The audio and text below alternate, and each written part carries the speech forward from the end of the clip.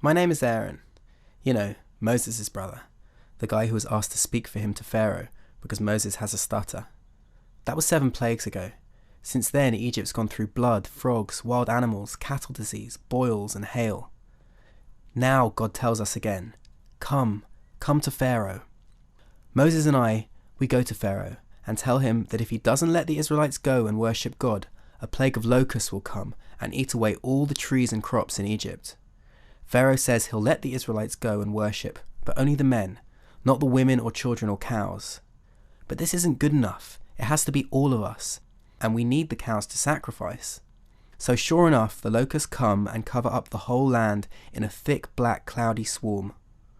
Predictably, Pharaoh pleads for mercy, and God sends a change in the wind and hurls the locusts into the sea. No sooner have the locusts gone, but Pharaoh's heart is hardened again, and he says he will not let the Israelites go. So this time, Moses holds out his arm towards the sky, and God sends a total darkness over the land of Egypt, lasting for 3 days non-stop.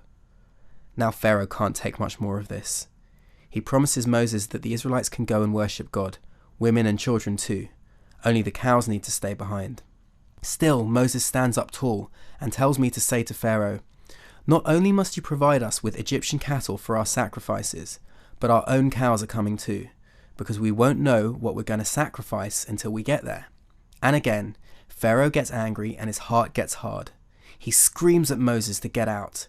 "Make sure you never see me again, because the next time you see my face, you shall die." And Moses, like some icy cool cowboy, knowing the final plague, the killing of the Egyptian firstborn, and the moment of our freedom are just around the corner, feeds me this line to tell Pharaoh, "You're right. I will never see your face again."